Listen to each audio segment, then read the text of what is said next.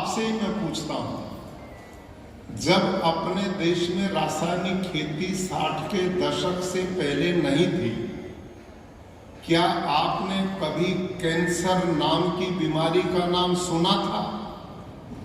कोई heart attack को जानता था? कोई ये डायबिटीज शुगर घर घर में हो गई इसको कोई जानता था? इस साल के आंकड़े हैं कि 50 और 60 साल की उम्र में हजारों व्यक्ति हार्ट अटैक होकर के मर गए। आज हम अस्पतालों में जाते हैं तो अस्पताल भरे रहते हैं। अस्पतालों में जाकर ऐसा लगता जैसे सारी दुनिया बीमार हो गई। और उसका सबसे बड़ा कारण है कि मैं और आप आजकल जो खा रहे हैं, पी रहे हैं, उसमें इतना यूरिया, डीएपी, पेस्टिसाइड, जहर वाली दवाइयों का इतना प्रयोग हमने कर दिया कि आज हाथ में बोतल पानी के लिए घूम रहे हैं। काहे का विकास हमने किया?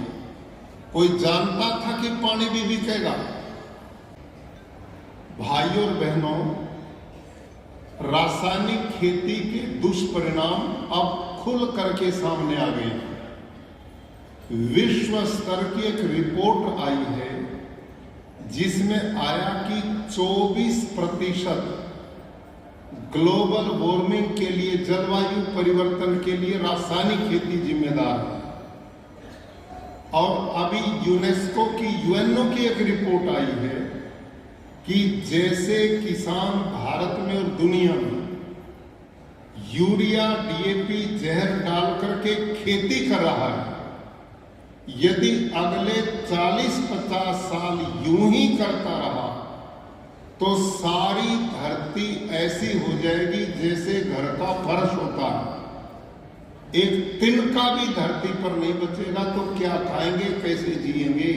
आप कल्पना करके देखो।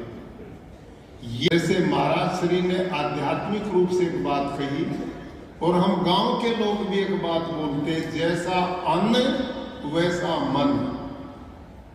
हमारा जो अन्नमय कोश है उसी से ही बुद्धि बनती, उसी से मन बनता है। गीता में लिखा, आहार शुद्धौ सत्व शुद्धि।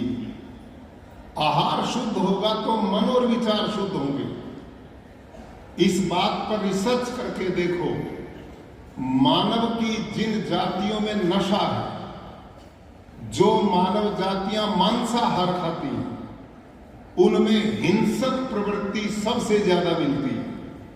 खून खराबा, लड़ाई झगड़े, तोड़फोड़, मारकाट, आतंक वहीं पर है जिन लोगों का खान पान गलत है। मैं जिस खेती की बात आपको कहूंगा वो जैविक खेती नहीं है।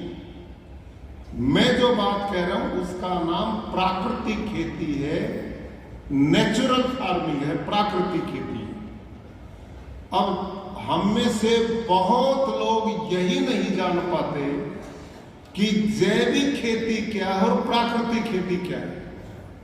रासायनिक को तो हम समझ गए, जिसमें यूरिया है, डीएपी है, कीटनाशक है, इंसेक्टिसाइड, पेस्टिसाइड, ये तो रासायनिक है जिसके नुकसान है, जिसको हमने छोड़ना है। लेकिन पिछले 30-40 साल से भारत सरकार और प्रदेश सरकारें प्रमोट कर रही जैविक खेती।